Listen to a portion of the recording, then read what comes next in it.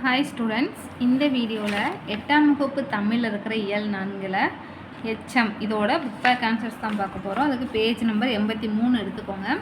Page number 83ல் பாருங்கள், சரியான விடையை தேர்ந்தெடுத்து எழுதுக. ஃபர்ஸ்ட் ஒன் வேர்டு, முற்று பெறாமல் எஞ்சி நிற்கும் சொல் டேஸ் எனப்படும். ஆன்சர் வந்து ஆப்ஷன் ஆவணாவில் கொடுத்துருக்காங்க பாருங்கள், எச்சம். அதை வந்து நோட் பண்ணிக்கோங்க. ரெண்டாவது ஒன் வேர்டு, கீழ்காணும் சொற்களில் பெயர் எச்சம் டேஸ். ஆன்சர் வந்து ஆப்ஷன் ஈயனால் கொடுத்துருக்காங்க பாருங்கள், பார்த்த. அதை நோட் பண்ணிக்கோங்க. மூணாவது ஒன் வேர்டு, குறிப்பு வினையெச்சம் டேஸ் வெளிப்படையாக காட்டாது. இதற்கான ஆன்சர் ஆப்ஷன் ஆல ஃபஸ்ட் ஆப்ஷனில் கொடுத்துருக்காங்க பாருங்கள், காலத்தை. இதை நோட் பண்ணிக்கோங்க. அடுத்தது பொறுத்துக. நடந்துக்கு ஆன்சர் வந்து வினையெச்சம். ரெண்டாவது பேசியக்கு என்ன ஆன்சர், பெயரெச்சம். அடுத்தது எடுத்தனன் உண்டான், இதுக்கு ஆன்சர் வந்து முற்றெச்சம். அடுத்து பெரியக்கு ஆன்சர் என்ன வரும், குறிப்பு பெயரெச்சம். அடுத்து பாருங்க, கீழ்காணும் சொற்களை பெயரெச்சம் வினையெச்சம் என வகைப்படுத்துக. மேலே கொஞ்சம் சொற்கள் கொடுத்துருக்காங்க. இந்த பாக்ஸில் வந்து பெயரெச்சம் எதுவும் அதை கீழே எழுதணும், இங்கே வினையெச்சத்துக்கு எதுவும் அதை கீழே எழுதணும். ஃபஸ்ட்டு பெயரெச்சத்துக்கு எழுதிக்கிடுவோம். நல்ல, எரிந்த, வீழ்ந்த, மாட்டிய, அழைத்த. அடுத்து வினையெச்சத்துக்கு பாருங்கள், படுத்து, பாய்ந்து, கடந்து, பிடித்து, பார்த்து. இதை பார்த்து உங்கள் புக்கில் வந்து நீங்கள் காப்பி பண்ணிக்கோங்க.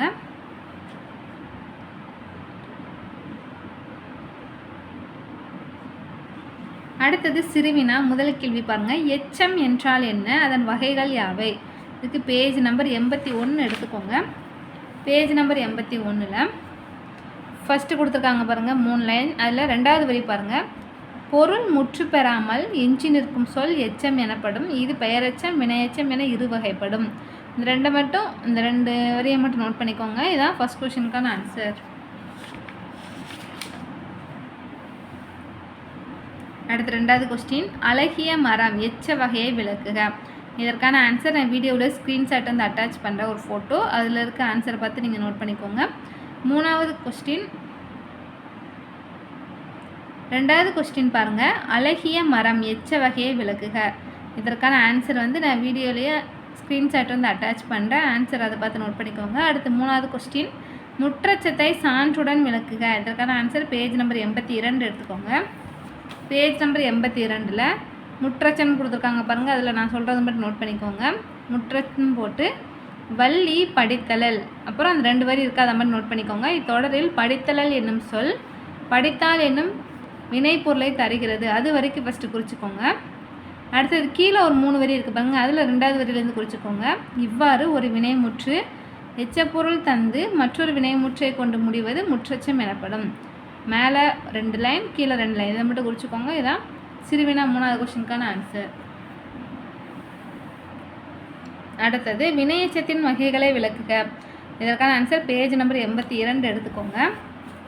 பேஜ் நம்பர் 82ல் திருநிலை வினையெச்சத்துக்கு மேலே 3 வரி கொடுத்துருக்காங்க பாருங்கள், அதில் செகண்ட் வரியிலேருந்து குறிச்சிக்கோங்க. வினையெச்சம் 3 வகைப்படும். அவை தெருநிலை வினையெச்சம், குறிப்பு வினையெச்சம், முற்றச்சம் என்பனவாகும். அதை குறிச்சிக்கோங்க ஃபஸ்ட் பாயிண்ட்டாக.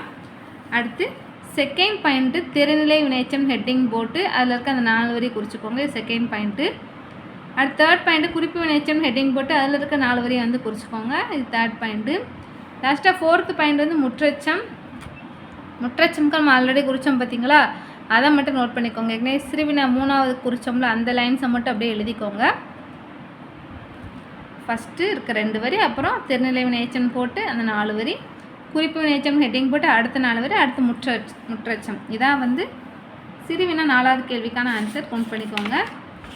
இதோட எச்சம் இதோட புக் பேக் ஆன்சர்ஸ் பார்த்தாச்சு. அடுத்த வீடியோவில் அடுத்தது பார்க்கலாம். தேங்க்யூ.